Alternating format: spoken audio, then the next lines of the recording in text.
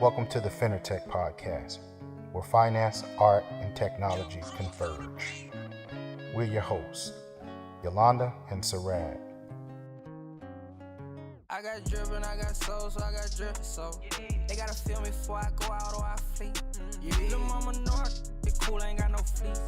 Tryna rule the world, I let run the street. And I came up once before, that mean I can't repeat. And I gave y'all nothing but truth whenever I'm on a beat.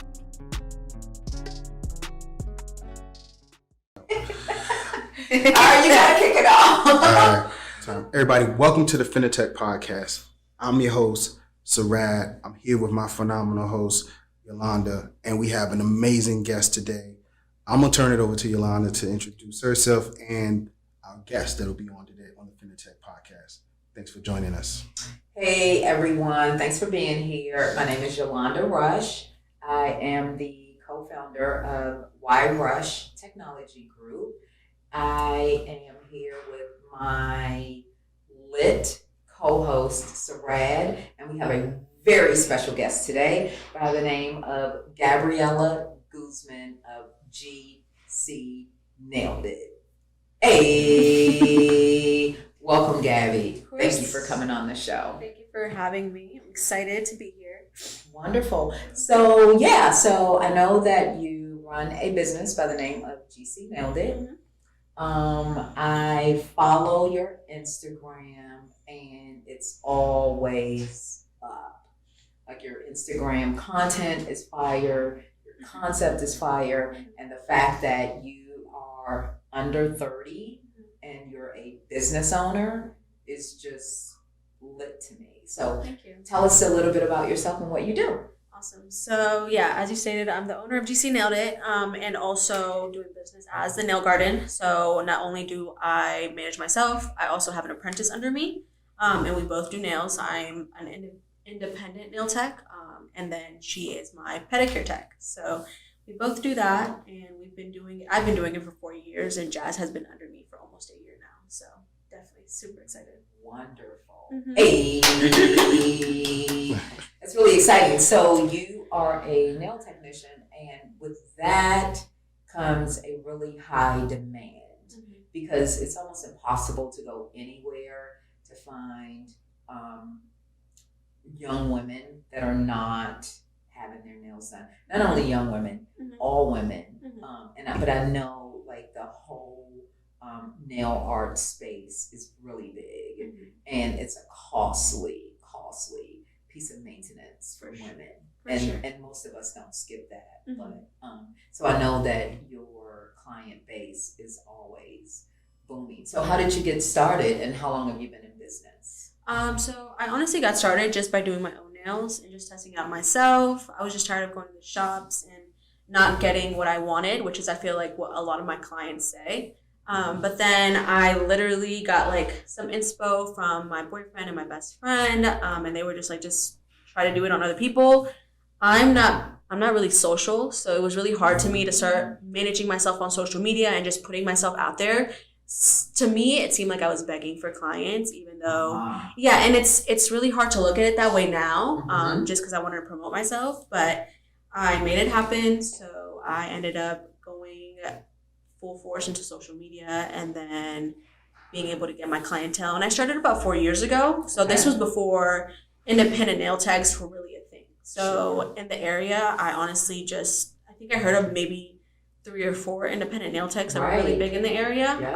So I kind of just put my foot into that, area of expertise and was able to build my clientele from the jump before it became really popular. So wonderful. It's funny you should say that you felt weird about launching on social media, because when I look at your social media,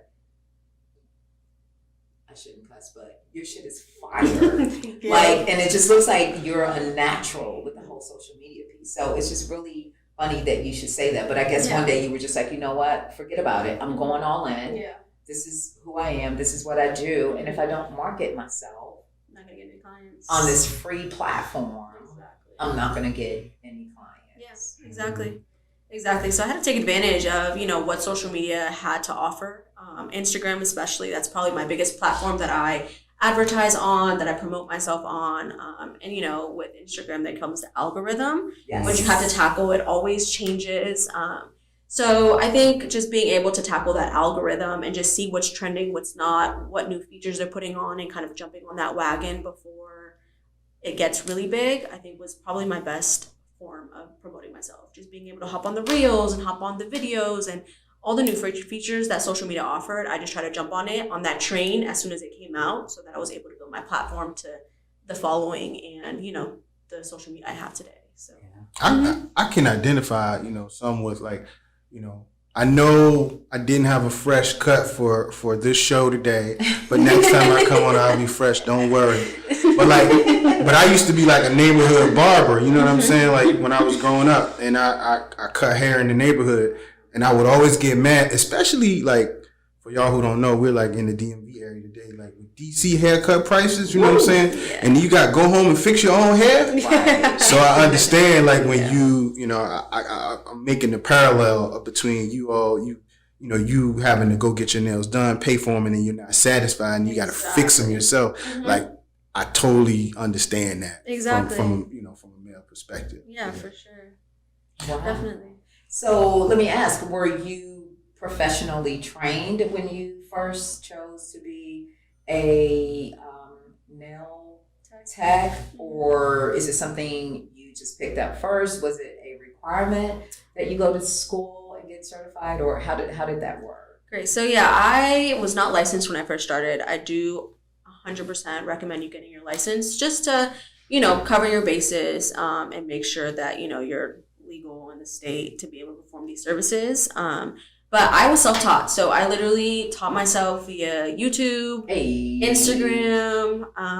TikTok wasn't there then, so I didn't have TikTok as a platform to be able to, you know, get my teaching from. But YouTube was really big. I followed a couple of nail techs on YouTube, and I was able to, I'm a visual person, so I was able to just like watch them consecutively and like religiously basically, and just be able to learn from them and what they use, and then just adjusted my methods and, you know, what I use based off of, like, they just gave me the platform. I just kind of kept going. So yeah, I was able to use those as my tools to teach. But yeah, and after that, I was just trial and error, testing out products, and spending a lot of money at the beginning, of course, to be able to find what works for me and my clients. Sure. And then just going from there, and yeah. Before we go deep into like, you know, licensing and all those things, and I want to go back to that social media for a little bit, and like, because their social media, GC nailed it. Yeah. At GC nailed it. It's fire. I want to understand like what you do to achieve success. Like, what have you found is successful on social media when you approach it? Like your strategy. Yeah. What's your social media strategy to achieving the engagement you're looking for? Yeah, of course. So, Instagram always releases. So I use Instagram, of course, as my main source of promoting. So Instagram loves to release new features, and so what I noticed is that my social media really started popping off, and I started gaining thousands of followers based off of the Reels feature. And that is basically what I based my like entire Instagram around for like several months. And that's how I gained 10,000 followers in a month or 2 months. So you trusted the process that Instagram put in place. 100%. Yeah, 100%. So, you know, they're going to keep pushing whatever they first release because they want everybody to start using it, right? They want everyone to take advantage of it. So when Instagram first released the Reels, there was another nail tech that I followed, and he was amazing at doing these Reels and these short 5-second clips that were super informative, but also caught your attention. And so then I literally took what he had and I kind of just made it my own, and was able to use those Reels and easily got 1.5 million views, 2 million views on my Reels. So yeah, I definitely used the newer features that Instagram had to release at that time to be able to build my social media, for sure. So it's just doing your research too, and just seeing, you know, what works and what doesn't for you. Sure. Because it's a lot of work, being able to record and edit and all of that stuff. So yeah. What do you use to edit? Literally my iPhone. My iPhone is my favorite tool. It's such good camera quality. Mm-hmm. I go in, I record everything on my iPhone, and then I go back on Instagram and edit accordingly. Like, I do it in really small clips. It's 5-second clips, so it doesn't really take a lot. But I definitely go back and just edit it on Instagram. and then post it from there. But iPhone has like the best quality, so I definitely enjoy it. I enjoy using it. Yeah. It really does. So, and then the other thing too, I really picked up a kind of like a artsy vibe from you. Mm-hmm. So just tell us a little about that. Would you say that that's your style? Are you more so into beauty, or are you more so into art? Hence the Finartech podcast. For sure. Yeah, I definitely love art. I think I focus on gel art a lot, which is I think why my clients come to me. I'm really minimalist when it comes to art, but I definitely am very detailed. So I definitely try to mimic any type of pieces. I like when people come to me with like inspo pieces. There's one artist that one of my clients came with. It's like graffiti art. And she came to me with that, and so I just replicated on the nails. So I love doing stuff like that. Someone came to me with like a bodega robe, and I literally copied the robe on her nails. So are you using a tool for this, or Yeah. are you freehanding your art? Oh, I'm freehanding everything. Hey, that's a big deal. Yeah, for sure. So I just use my little brush, my little handy dandy brush that I've had for the last like 3.5 years. Okay. And I draw everything out from scratch. I don't use stencils. I don't use stickers. Everything is hand drawn in the way I do my art. So As Issa Rae would say, sometimes when you wake up in the morning, do you ever kind of feel like these just can't with me? Because no, listen, because you just from what you've explained, you had an idea, you had a concept, and you got out of your own way. You got out of your own fears, your insecurities about social media, whatever those were, and you said, you know what, this is a thing that I want to do, and you launched. And you've even you've taken your business mobile. You've had I'm using this term lightly with celebrity, but I know you have serviced celebrity clients before. Like you had housewives, you had clients on the West Coast. You moved around with this thing, and this is not a small. Like, do you work from home? Do you work with a group? Like, what's your setup? What's your format? yeah, for sure. So I used to work from home, and then I transferred over to a salon suite about a year ago. So it'll be a year in January. Again, I do have my apprentice, so she's like kind of my assistant, and she helps out, and then she does the pedicure aspect and stuff. But I definitely, of course, want to expand, and that comes with time. But starting small, so definitely. No, but because you're overseeing a business and you're not even 30 years old yet, and you already have an employee, and this is a big deal. For sure. Yeah, absolutely. Don't downplay that. Thank you. And don't let anybody else downplay that either. Thank you. Okay, so back to it. I want to ask you a little bit about operations, and you've had to make some changes because your business have grown. Talk to us a little bit about operations, about your business practices. All the way from licenses, business licenses, to you brought on staff. What did you have to change? What did you have to do to be able to continue to expand your business from A to Z? Yeah, so in terms of licensing, it's really hard actually in the state of Virginia to find like a good school to go to. But at that point I had been doing it for about 2 years now. So I literally just went to like the closest school that I could find. And at that point we were mid-COVID, so everything was online. Okay. So I did online schooling for about 3 to 4 months. And then after that we were in person to do our practicals. So I did that to get my licensing. I got my LLC. I got everything done, I think mainly during COVID, just because I had the time. I wanted to legitimize my business. I wanted to make sure, all my I's were dotted, my T's were crossed. Right. Then I went into trying to find someone. So basically when I do stuff, I try to find what's trending before it actually starts trending. It was definitely a little difficult to find a good school to get your license in the state of Virginia. I think they require about 1,500 hours. So that's just school plus your practicals or your in-person practice in general. So finding a school was a little difficult, but again, just use the internet to scour and find it. And After about 8 months, I'd like to say, I was licensed. I took my theory, then my practical, and then we were good to go. Again, I got my LLC. So prior to, I'd say, me starting to do nails full time, I was doing it part time when I first started for about 10 months. Okay. I was a full time student at that time, and then I was also working a full time job. Wow. Yeah, so it was definitely hard. So wait a second. Whoa. So you were a full-time student, you were working a full-time job, and you were in the process of launching your own business. Exactly right. Yeah. All like at 22, I think at the time. 22 years old. Yeah. Like that needs to be applauded. Thank you. Definitely. That's a big deal. Yeah. Just the fact that you're focused in that way. You know, I'm gonna be real with you. At 22, most of us are either at home, just trying to get things figured out, trying to figure out your life and trying to figure out like what outfit you're gonna wear to the party. Exactly. Or you're in college, you're trying to get your education and trying to figure out what outfit you're gonna wear to the party. Exactly. You know what I'm saying? I don't know that a lot of us are just that focused at 22 to be able to handle that level of responsibility. Yeah, for sure. So yeah, I applaud you for Thank that. you. Yeah. So prior to, again, me getting licensed and stuff, I was doing all of that. And I wasn't really thinking about legitimizing my business. I was just like, no, this is nice side money, shopping money, you know, it helps pay my bills, you know, for a little bit. And then after a while, I was like, I can't do all of this. I was getting burnt out. I was no longer wanting to do nails, which kind of started as a hobby. Wow. Yeah, I was still working full time. So I was like, something has got to go. I still wanted to be in school. So I ended up just hopping into nails full time and quitting my full time job. So at that point, I was kind of on grind mode. I was just kind of like, I need to make this work. If not, what else am I going to do? Okay, wait.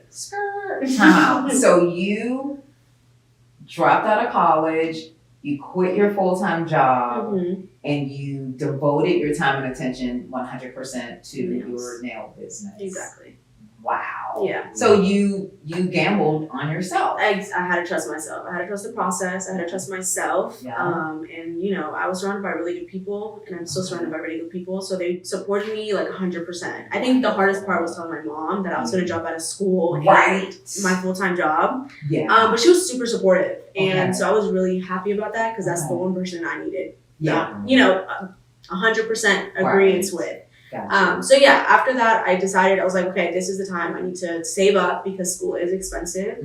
Out of pocket, it's like $2,500. So at that point, you know, I still had bills to pay and all that stuff. So I didn't know I was going to do it. So were you living at home with your parents at the time? No, I was living with my boyfriend at the time. And maintaining a household. Yeah. Listen. Yeah. We gotta give you your props. Thank you. Yeah, absolutely. Very focused at a very young age, very business oriented. And it sounds like you took total advantage of all of the opportunities that were in front of you.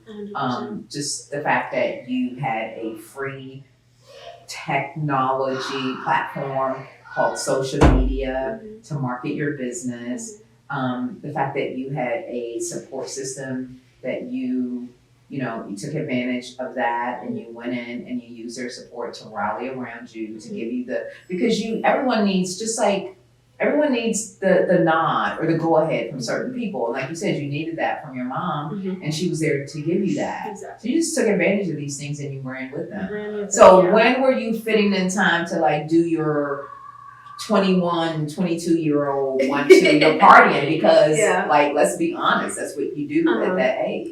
Honestly, my friends and everything, they call me like a mom, basically. Like I just stay home. I told you before, I'm like really antisocial. So being in large crowds was never my thing. I also felt like I partied kind of young. So I feel like I got that out at a really young age. And once I hit like 21, 22, I was just like, I need to like get money or like figure out like what I'm going to do for the rest of my life because I like to plan ahead. See, get money. That's why this is the young money segment. Exactly. Right. You were focused on getting money. Young money segment. Exactly. Yeah, so when did you know that you were ready to kind of fly the coop, so to speak, meaning that you were like, all right, I'm dependent on this job, but it's time. And then, because I know some people have like a ratio, like if I'm making this much money with my business, then I'm gonna jump. Did you have that, or how did you know, like, I'm gonna just do it, or did you just go, or when did you know? I honestly, I just took the leap. I was just so tired of like working and being so burnt out that like I couldn't focus on what I really enjoy doing. And from a really young age, I actually really like to do artsy things. I'm a creative. I think that's always been instilled in me since I was really, really young, just naturally. I like to paint. I did guitar. I did photography. I did so many artsy things when I was younger. I never, even in high school, cosmetics, nails was never like something I even leaned towards, because I mean, it's just getting nails done. I was always interested in it, but I didn't know that it would grow to the extent as it did now. Right. I didn't know that it was going to be as big as it is now. Right. Yeah, because the beauty industry just altogether. It's insane. Yeah, It is. it's grown so much, and it's just progressed so much from like the 90s. Right. And it's crazy because trends always come back. Yep. So you have the 90s styles nails Yep. that all the moms used to rock. Exactly. And now Me, definitely the long joints. I the did. I line was work into- with the flowers. Yep. Exactly. Yep. That's coming back now. So Mhm. the French tips, that's coming back now. But I think it was mainly just, it wasn't, I think, like a number in my head that I was like, if I make this much, 100% I'll jump into it. It was just kind of taking that leap. And I never recommend that. I feel like you should. And now when I teach my students, I recommend, you have a savings and, have at least like 3 months rent and bills, and then be able to jump into it. But like I said, I think the need for it to work out for me, like I just had to grind. I literally had to just make it happen. And yeah, I think that was kind of how I was able to just take that leap. So you like the pressure? Well, the pressure was helpful. Yeah, yeah, exactly. So I strive under pressure, I'd like to say. So I definitely, I just made it. I just had to keep working to be able to make it happen. Right. So I think about back to the whole operations thing. After getting my license, I was still working from home, but I definitely wanted to legitimize and make everything professional. Sure. But sweets are expensive, especially in the DMV area. Everything is expensive in the DMV area. Everything. So sweets, salon sweets, they weren't really popular yet. And there's salon suite that I found. I didn't even know about it. It had been around for several years. Okay. But I didn't know about it until I think I saw someone on Instagram post like, ads or something about these salon suites. And then it was 10 minutes away from where I lived. Boom. Yeah. So after working from home, I was like, okay, I need to allocate enough and raise my prices and, increase everything basically to be able to accommodate this extra expense. Sure. So I was able to kind of just save a little bit in a 4 or 5 month time span, and then be able to feel comfortable enough to take that leap into getting a salon space. And I really like it. Working from home was really fun, and just being able to get out of bed and then go straight to my other room, Right. and not have to worry about Exactly. driving and all that stuff and being on time because I'm right next, literally another room. So getting that professional aspect was really important to me, and just important in growing my business. I think that was like the first step into getting a professional space, and then going in and getting, hopefully maybe a salon in the future or a school in the future. So yeah, that was. Now the word is, there's a rumor out there that there's like some school education stuff in the future, like. What's going on with that? Yes. What's about that? So I currently teach classes. So I am a sculpted nail artist. What that basically entails is that I basically use a sticker to build the nail versus the glue on tips, and then you put the acrylic on top. So I do classes year round, I'd like to say, that teach you how to do these things. And they're the thing about my classes is that they're really how do I say it? They're cost effective. So they're not super expensive. I feel like a lot of nail techs, which is up to them completely, they charge a lot, but I feel like I do want to be able to teach. I like to teach. I like to inform people. So I definitely make it so that people can afford it. And, people could learn the way I do nails and the way I, operate and all of that stuff. So yeah, I definitely do classes. I want to add more to my list, but of course that comes with time. So you do like virtual classes for nail artists or nail technicians. Exactly. You're teaching them the concept of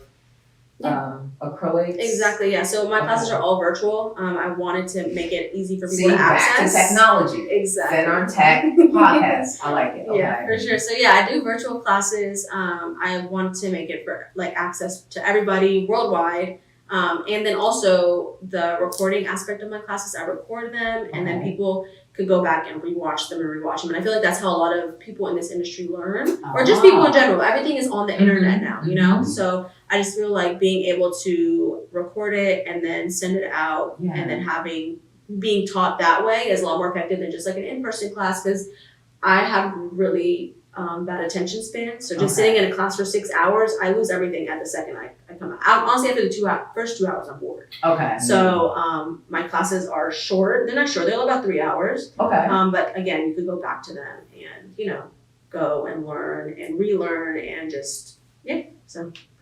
I love that. So you really picked up this whole, you just really picked up this whole technology and integrated that into the art space, which is nail art. That's what you do. Yeah. And you are running with that. Yeah, technology has been my best friend since I started. Again, social media, being able to do my virtual classes. I literally wouldn't be able to do it without technology. I mean, the good old fashioned way of putting flyers out, advertising, selling, you know, giving out your cards it's beneficial, but now people use QR codes. With COVID, people don't want to touch anything. Exactly. You know, everything is on their phones, everything's on their computer. So I think I was definitely able to use, you know, these different platforms to expand my business and continue to expand my business. So for sure, technology has played a major role in what I do. So what's your vision? Like, you know, you started at the crib. Then you got the salon. Now you're doing classes online. You know, your Instagram is popping. What's the big vision? Like, where you want to take this? My vision is to never work. Honestly, that's honestly that's the key, to not have to work anymore. It's definitely grueling on my body, but ideally, it's grueling on your body. You haven't even like, oh my god! I promise you, I feel like I have the body of a 6-year-old in my back, but it's okay. It's definitely, I want to, you know, speaking it into existence, but open a salon maybe, or open a school. I think the salon suite aspect that I talked about earlier. Like I said, there's not that many in the DMV. I like to tackle things before it happens. I see. So making it affordable, making them small, making them minority owned, I think that's really important to me. So I think that's kind of where I want to take it, and that's essentially where I want to. I still want to stay in the beauty industry. I want to be in it as long as I can. As you should, because this is like $1 billion industry, the beauty industry, and you know. Let me just say this quickly. You will find that there are women that'll say, "Oh, I'm not really into that. I don't really care about like the beauty thing, or I don't care." That's bullshit. You'll find something. Right. Whether it be nails, hair, lashes, we are facials. all into it in our own way. Even men, honestly, men have gone into it. I have a male client that gets, and he promotes social medias and stuff like that. He's really good, but he gets his nails done. He literally gets a manicure, and I think that's so interesting. I mean, because I see a lot of like the young rappers. They have nail art, nail polish. They're doing the black polish, or so I want to know about finance and like how do you manage your finances, or who manages your finances, or who's doing the books? What's up with all that? Because like you got to stay organized, and like how are you staying organized and things of that nature? Did your parents write you a check to get started? Well, not that, just not the startup. So that too, the startup. But how are you making sure you're staying in compliance with the IRS and all of these things, and making sure your books are together? So we can start with startup. Your initial investment. Did you have any initial investors, silent investors, or whatever? And then how are you managing your finances in general as a young entrepreneur? Yeah, so no initial startup from anybody but myself, honestly. Listen up, ladies. We can do this. You can, honestly. You can do this. 100%. So, just like I said, I was working a full-time job at the time, so it's not something, all the money I made from nails, I just put it back into it. It's not something that, I had to save up for or anything like that. But I definitely just, anything I made from the beginning, I just put it right back into my business. It was definitely a very hefty initial startup cost because nail products were not cheap, and they still aren't. They're getting more expensive. But I'd say, yeah, I just used whatever I made from the first, I think, 3-4 months, just put it right back into it, bought all these supplies, and was able to, have my little setup at home at that point, in my living room. But yeah, it was invested in yourself. Exactly. But like I said, I think having that full-time job was able to help me be able to continue to invest in myself at the beginning. And once I felt comfortable, that's when I quit. But finances, how are you managing? You use the software, or you have an accountant, you have a CPA, how are you doing things? Exactly. So before I dropped out, I was actually an accounting major. Yeah, exactly. Let's get to it. So I was an accounting major. I actually really, really enjoyed it. The only reason I dropped out was because of money. It was expensive. I was paying for it out of pocket. And with the student loans, I just didn't want to be in debt for the rest of my life for this education. That's the only reason I stopped school. But I really did enjoy my major. So I think I was there for about 2.5 years. So I think what I learned from school, using Excel, using these books, being able to balance my books. I still have my accounting books that I don't really use now, but I still remember. I was able to do my own finances. Excel, my iPad is my best friend. Love it. So I keep track of my own books. I don't like anyone touching my money. That's just me as a person. Maybe as a foreigner, I don't know, but I don't like anyone knowing anything about my money. I like it, right. So I keep track of my books. I did try, 1-800 accounting or something like that. But again, I just like to be able to, I have an Excel. I'm really meticulous about my budget, my personal budget, but also my business budget. And using that as my form of being able to keep my bookkeeping and all of that. And then for my taxes and stuff, I do have a tax accountant, obviously. That I can't handle myself. If I could, I would. But my bookkeeping and all that stuff, I just learned myself. Like I said, the internet is a great place. Once I devote myself to something, I just kind of like hyperfixate and I just research everything that it needs to know about that subject or that topic. So I was able to, use Google and all that stuff to be able to research on how to do my finances, what percentage I needed to put away for taxes, what corporate entities would be better for my business, at which point, that's what I focused on and how I was able to keep. What corporate entities did you set up as? Originally as an LLC, but once you hit a certain threshold, you can set up as an S Corp. So that's essentially what I have my business listed as of now. Yeah. That's awesome. It really is. And so you mentioned the fact that you dropped out of college. Well, but with all the education that you did get over the 2.5-year span, you're actually using it. Yes, 100%. I think also just that my major, really played a major role in what I was able to do and how I was able to incorporate it into my business. I always wanted to do something with business. I never liked people telling me what to do. I'm super sensitive, not because I think I'm better. I'm super sensitive, so I just feel like someone telling me what to do, I'm gonna cry or something. You know? So, exactly. I think business was always something I wanted to focus on. It's just I didn't want to focus on business as a whole when I went to college. I really like numbers. I'm really good at numbers, so accounting was my thing. So I knew I was always gonna do something with numbers regardless. And I mean, I'm my own bookkeeper, so I guess I did. Definitely incorporated it into my own business. So for sure. Very smart. I love it. Very smart. Thank you, Gabby. So let the people know where they can find you in terms of your social media, your YouTube, or whatever platforms you're using out there. For sure. So you can find me on Instagram, GC Nailed It, and TikTok, GC Nailed It. And all my information is, again, social media, especially Instagram is my biggest and best platform. So all my contact info is on there. Wonderful. One last thing. Yeah. If you had like a word of advice or wisdom to like somebody that's in their early 20s and wanting to get into business, like what advice would you give them? Honestly, just jump into it. Whatever you're thinking of, whatever hobby you want to pursue professionally, I just honestly believe in yourself. I feel like you're your biggest ally, So just jumping into whatever you want to do. I think right now we're in a day and age where everyone is an entrepreneur in one way or another. And just pursuing that passion and not letting, maybe your parents or your friends or anyone discourage you, I think is super, super beneficial. But also surrounding yourself by really the same like-minded people. Yeah. I want to say that all of my friends Yes. are entrepreneurs in a way. I have one friend that's a makeup artist, a lash tech, someone that has a catering business. Hey, I love it. Tech gurus. You know what I'm saying? I feel like I'm surrounded by my other friend's mom. Just opened a restaurant, and she's one of my mentors. Like, I feel like surrounding yourself by like-minded people and just Very like important. y'all said earlier, just trusting yourself. And that's honestly my biggest piece of advice. Just go for it. Right. I'm very proud of you. Thank you. Yeah. Thank Good you. job. Well, Gabby, thank you for coming on. Yeah, of course. I really appreciate you sharing, doing the Young Money segment. And we're glad that you were able to set it off and help us start talking to young entrepreneurs. So thank you for coming to Finartech. Of course, I'm so excited what else you guys have for the remaining segments. I'm excited to see. You started the bar high. Yeah, you did. Exactly. So, step your game up, youngins. Come through.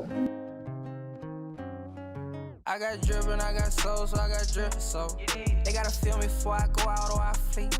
Little mama know I be cool, ain't got no fleet. Tryna rule the world, I let these run the street. And I came up once before, that mean I can't repeat.